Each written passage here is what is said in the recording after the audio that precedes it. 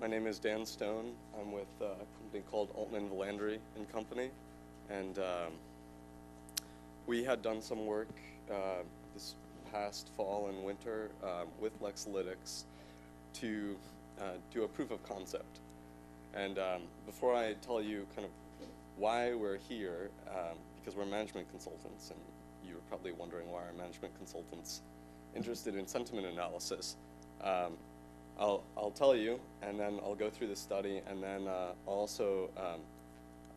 finish early, so we'll have lunch and go through some observations from our kind of our voyage through this, finding data and encountering some limiting factors.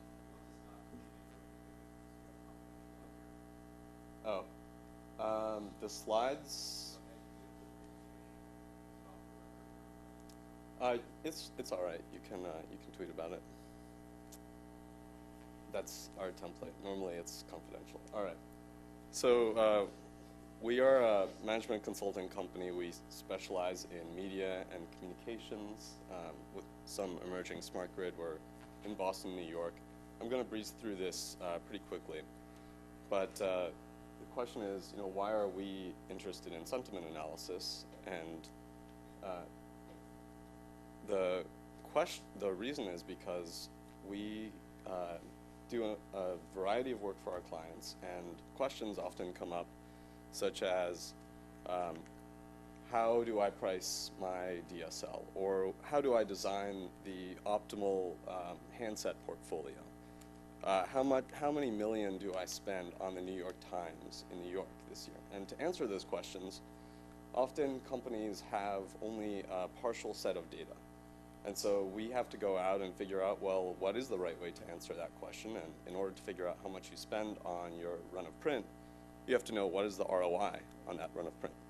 And in some cases, the advertising agency that's placing those hundreds of millions of dollars of spend every year is saying, well, you spent $50 million online, and you had 200 million sales online, and so you have a 4x ROI. And so you should keep doing it. And so, yeah. I won't say which advertising agency, but it is one of the top 5 in the world. So there's this question, how do you answer some of these very, very simple questions, but to answer them, it requires an understanding of what exactly is driving this behavior. So we work, also we see these questions come up across the value chain in these industries. And then we also do some work on the financial side, so we tend to be very analytical in our approach. We've actually taken down a cluster in Amazon Web Services accidentally by running too many instances of one of our deployment models. So, but that wasn't doing sentiment analysis. Okay, so the question is there value to our clients in applying some kind of approach where we try to measure social media or sentiment from publicly available information and then layer it onto the existing data that they have? And we think there is. So in this case, many of you are probably familiar, if not all, with Antennagate, which was the controversy over the iPhone 4 antenna, starting pretty much as soon as the iPhone 4 was released and ending with the free cases from Apple, which I actually never experienced any antenna problems, but I got a free case. So, yeah. So you can see over this time, we're not interested so much in looking at stock as a means of trading, but actually as a measure for what our clients are doing right and doing wrong. And so if we look at stock as a proxy for our company's performance, then the question is, something went wrong between the iPhone 4 launch and when Apple beat earnings, or at least something that caused the perception of the company to be off. And so the question is, could you use some kind of approach to better inform decisions? So what we did, and this was a proof of concept to see, is there a potential to apply some analytical approaches that we typically do with internal data to online publicly available sources.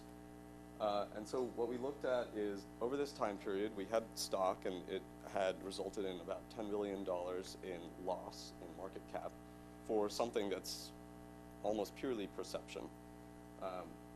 So we looked at social media, and we took a sample of historical Twitter posts, and we also looked at news media, and we ran both through the Lexalytics engine with the help of the guys here, and we said, is there going to be a difference, and is that difference going to be meaningful, and would it help us actually predict or make better decisions were we to be Apple or some other company? And you can see on the bottom, here are just some examples of the kind of content that we're putting through. These are Twitter posts. You can see on the left, the iPhone 4 antenna concerns worry owners, and that's assigned a score of -0.52. Then you have, which is a negative sentiment. Then the only problem with my iPhone 4 is the antenna, excellent camera. So you have something that's positive and negative. And a number of folks have been talking about polarity and how positive or negative these are. The point is that you have a mixture of noise and data. You can see on the right difference between iPad and iPhone 4 screens. Shameless plug for blog is assigned a negative score. It doesn't always work, but overall we think that with a large or reasonably large sample size, then a lot of the noise gets filtered out, and if you figure out how to apply the right filters, then you can get more meaningful results. So if you look at social media, it has a lot of fluctuation, as you'd expect. So just moving back here, we did a couple of filters here. The main filters are we removed the retweets and removed linked tweets, and the rationale was that you have a lot of rippling effects, and so we didn't want to unnecessarily magnify the impact of any one poster if it's a particularly influential poster, and other people that aren't actually having their own opinions but are just percolating it through the Twitter sphere.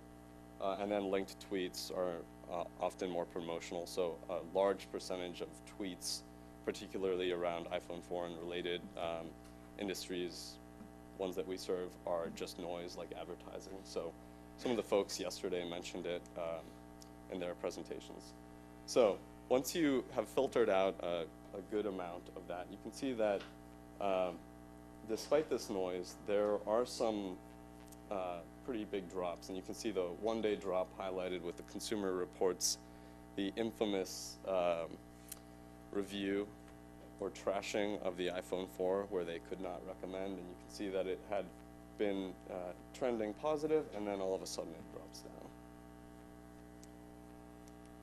So if you look at news, it also tells a similar story.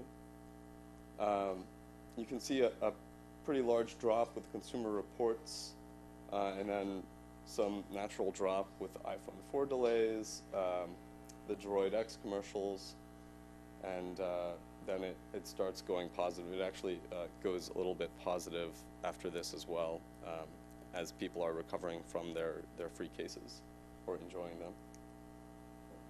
So what does this tell us? And again, this is just kind of a proof of concept case, so it doesn't prove conclusively that you can apply this approach to anything.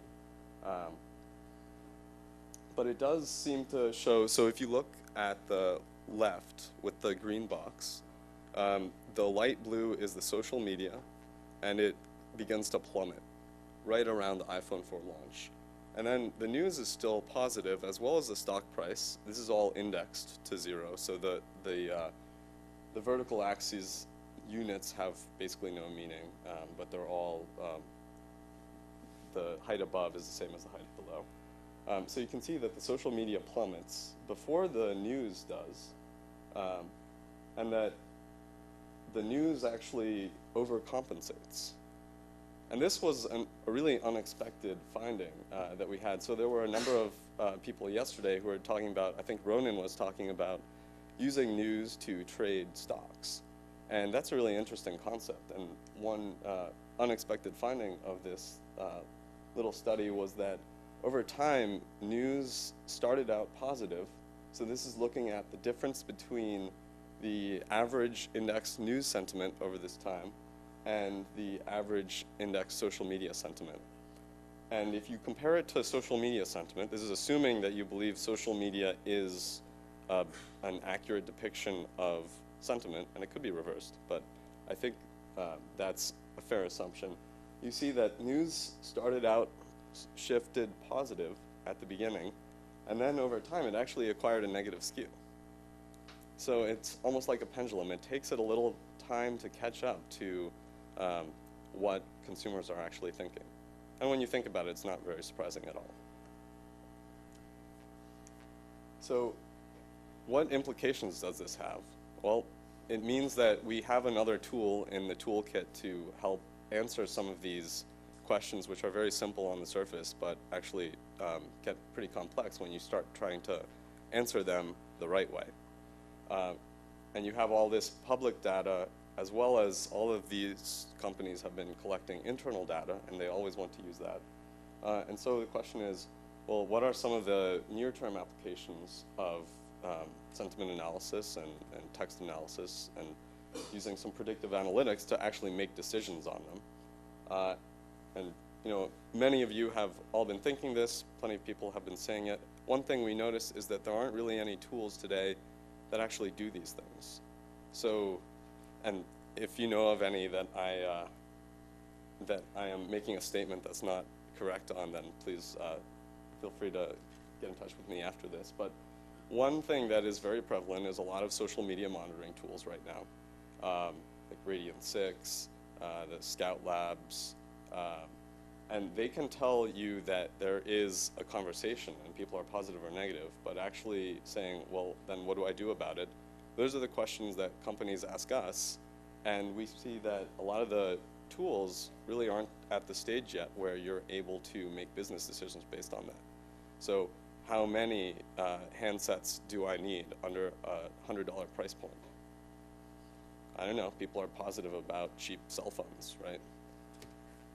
So, or the middle one, which is really interesting, you have this, any kind of subscription product where it takes a lot of money and time and energy to get someone in the mood to buy basically a $2,000 product over a 2-year period with something in the way of an iPhone 4 or an Android phone.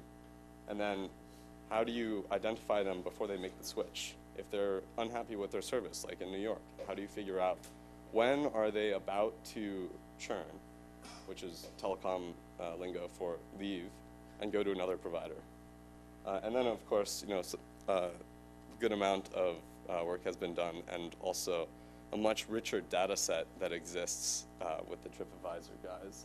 But taking some of that data and then going to these brands and saying, well, I know what your problem is, and here's how you could fix it. So this is the last slide.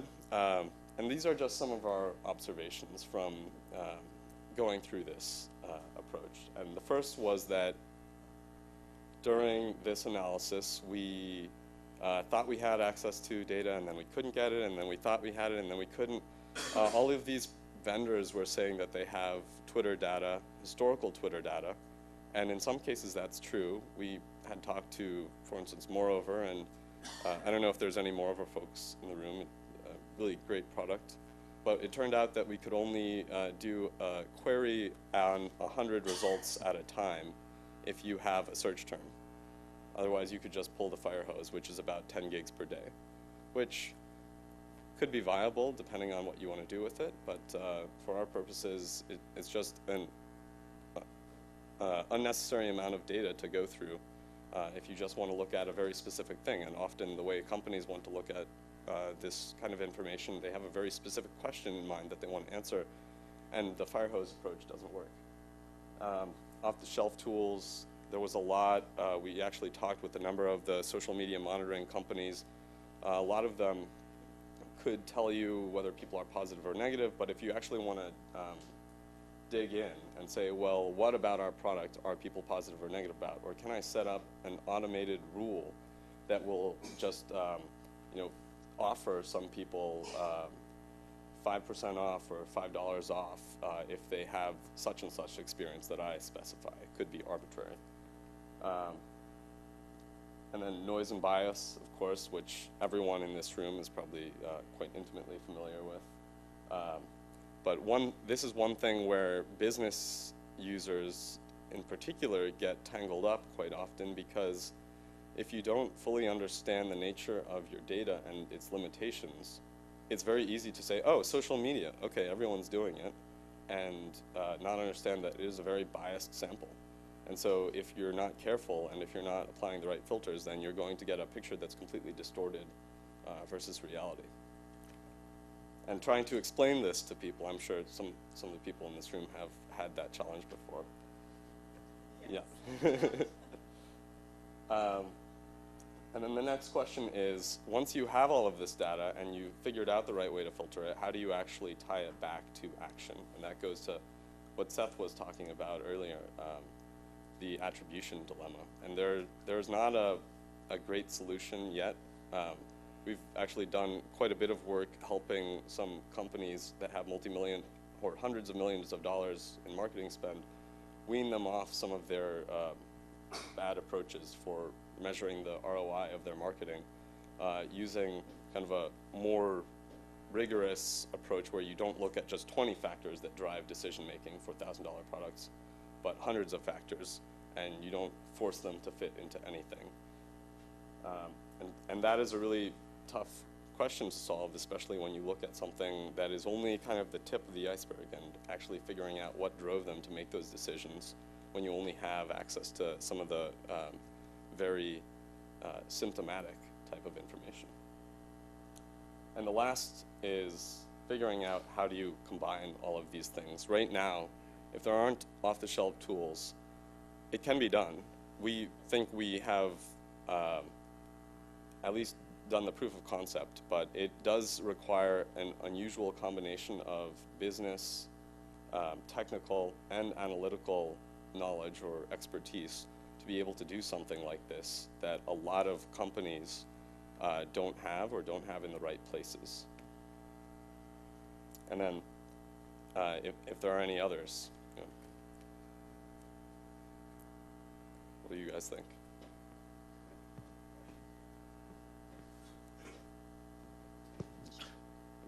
So have you showed this around to your clients and such? I mean, what's the moral of this from their perspective? I mean, did you get any feedback and so forth? Yeah, so we have recently started sharing this with some clients, and they're extremely interested, particularly around handset design and portfolio management. Pricing is another area where this can be one of a number of very interesting factors to examine. And marketing is hard, but one way that this actually came up pretty interestingly was looking at the sentiment and the volumes for searching for a specific term for one of our clients' products, and actually showing that before they had just looked at how much did they spend in the New York Times, and then looked at their sales, and they spent a lot, and their sales didn't go up, and they wondered why. And we actually found that there was a high correlation between, well, maybe it doesn't work, right? But there was more of a relationship than they had expected when you actually looked at how that run of print spend was driving online interest in that product. And then the online interest would eventually filter into a sale, but it was a delayed time frame.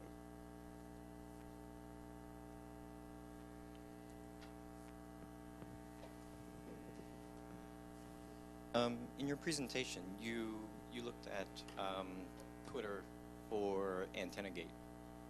Do you find that for certain engagements, Twitter is not a particular valuable data source just because of the type of people that engage on Twitter, the type of things that they talk about, that the iPhone is a very gadgety type thing? So those are the types of people that are going to be on Twitter. But Yep. Perhaps if it was a golf course that you were engaged with, that maybe that wouldn't be a source that their customers are on and that they could get a good sentiment from. Yeah. We basically cherry-picked one of the easiest examples to look at here. I mean, it was pretty much a vast majority of the tweets during the iPhone 4 Antennagate were related to either iPhone 4 issues or people saying that they liked it. And also a lot of iPhone 4 users are also Twitter users. So for a golf course, yeah, there are a lot of questions that they need to answer before they even get to the point where they're ready to try to apply some rigor to leveraging Twitter data. Does that answer your question? Okay.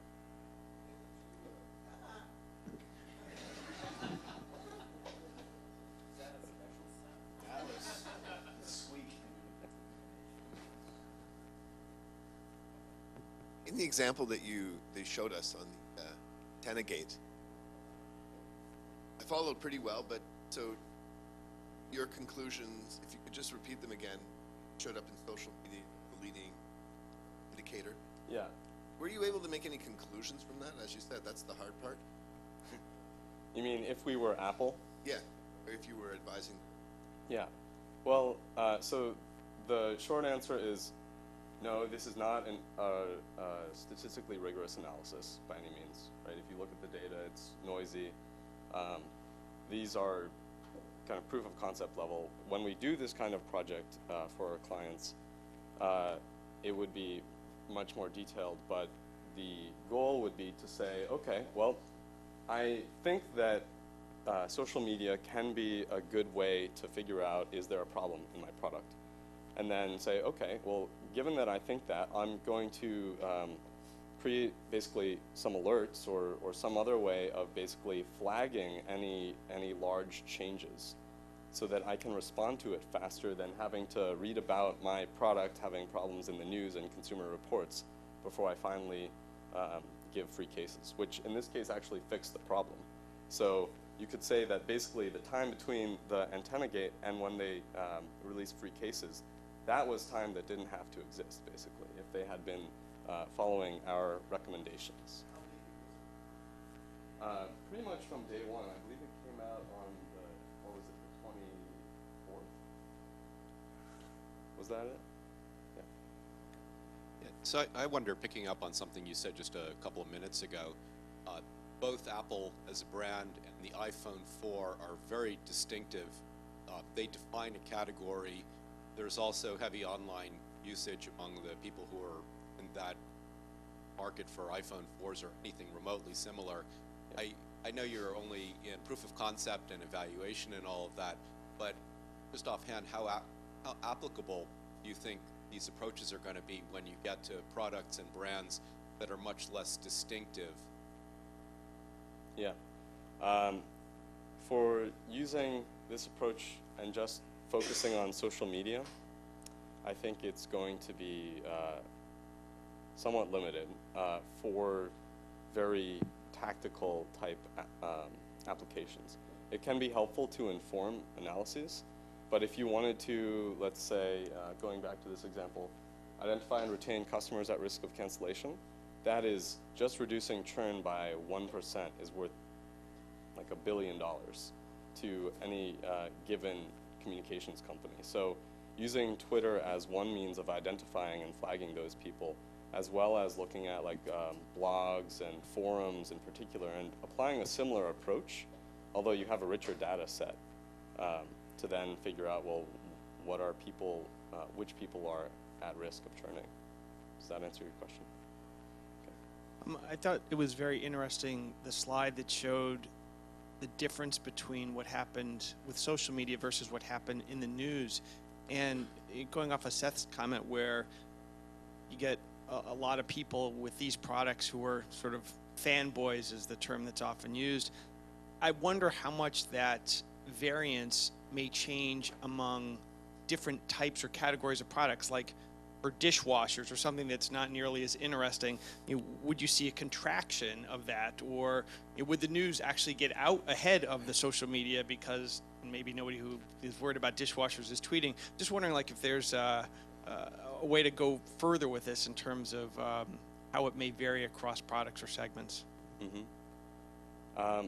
Well, I think the takeaway from this is that there are better means of obtaining insight about your products than the traditional media.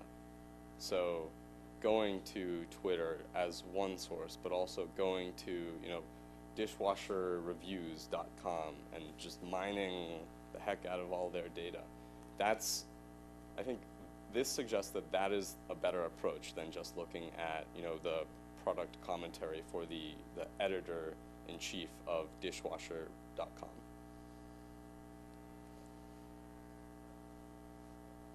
Is he here? I was just wondering if everyone's starting to look at social media as a bellwether or as some gauge, if you're going to companies that don't have social media presence and saying, it doesn't matter what you do, but you should have, this is always a question about like a social media strategy. I always laugh when someone brings that up. But to do something in the social media sphere so that you can track this stuff, right? So it's almost like create the market for the customer to come in and to give you their, you know, unadulterated rage about your product, so that you have some ability to do this analysis. You know, I don't know if Mhm. if there, you know, if you run into that case, you know, every time I scratch my head all the time when someone walks in and says, "Oh, I got a great social media strategy." For what? What do we need it for? And to me, being more an analytics guy, this is what I would use a social media strategy in my company for, Mhm. is to do this predictive analysis, right? So we can identify problems beforehand, which you might not get through traditional means. Yeah. Well, it sounds like there's two problems. One is cultivating a conversation, and that's hard to force, but it's kind of a pull thing where a lot of companies just don't have any presence, and they'll often just hire someone to manage their strategy, and that person will just kind of respond ad hoc. There are a number of tools that can do it, so we don't try to, you know, suggest that we have a tool that they should also buy. But there is also opportunity to use some smarter approaches to figure out, well, what are the right things to care about, basically, in this fire hose of information. I think one of the folks yesterday had this tone checker that you could theoretically put into your Hootsuite. I know they have integration with Hootsuite for some things, but if you put the tone checker, then you could avoid some of the potential real firestorms that had been created by people like Omaha Steaks or who was it, Kenneth Cole, with the whole Cairo or Egypt response. That you know, you think, how did some of these things get through the filter? And there is no filter for a lot of these people. They're just interns or, you know, kids who are really excited about the brand. So. Quick question, did you measure the lag time between traditional media and social media assessment? The lag time. Well, we have something that shows. I was interested in, did you measure how many days or hours that was? Well, if you look at averages, it looks like it is moving in the right direction. Directionally, when the sentiment is below news, then the news starts to move in the right direction from day one, basically. But I mean, if you look at this sample, it looks like it's about probably 2 weeks. But I wouldn't draw conclusions from, you know, just this isolated example, since someone else brought up a very good point that this is probably one of the unusual instances where you have so much volume and so many opinionated people.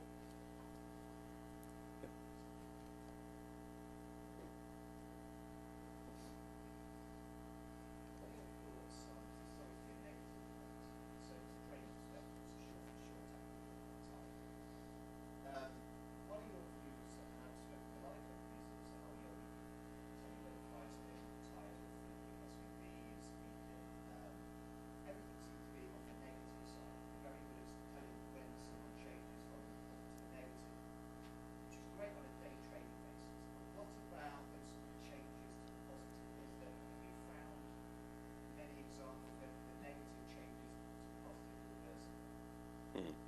Are you talking about on an individual level? Yeah. Yeah.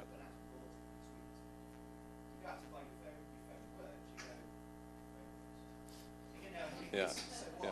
So that's where I feel it tends to be skewed more towards the negative than the positive. Oh, you're saying a general skew. Yeah. Oh. Yeah, that, well, people don't like being wrong. So, there's a natural predisposition not to reverse your stance. And then also often when something works like it's supposed to, then, yeah, Twitter sometimes seems like a forum for people venting what they don't like. But that may also be partially due to the nascence of microblogging, and people will learn that other people aren't going to follow you if you're just tweeting about how you hate American Airlines, how you hate CitiCard, how you hate all of these products, because these evil corporations are greedy. And if it works like it has done with some of the other review sites that are kind of a bit more longer form content, then you find like Yelp users actually get rated better and more likely to show up as elite and in the higher reviews if they're positive. So people like reading about positive things.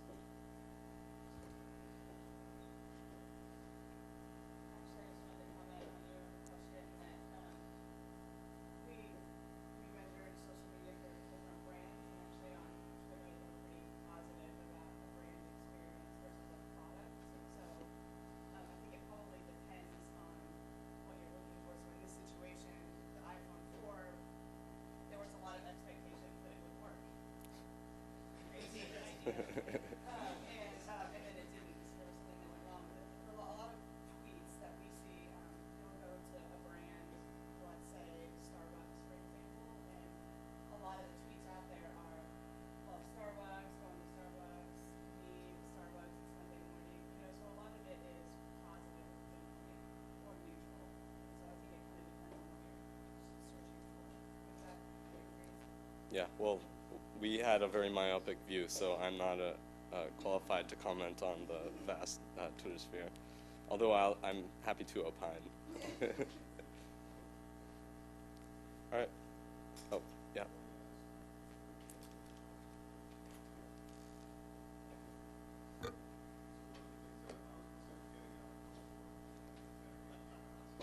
I am qualified to comment on that.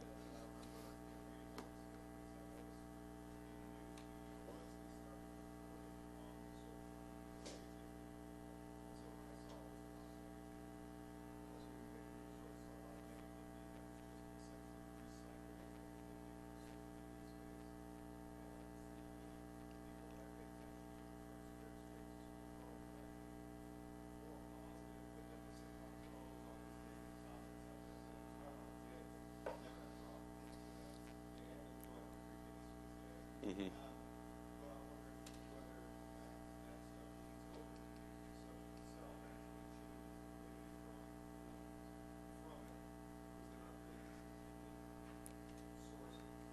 Yeah, well, I think there's cross-contamination both ways. So you can see that one of these examples is actually a news article that has filtered through to Twitter.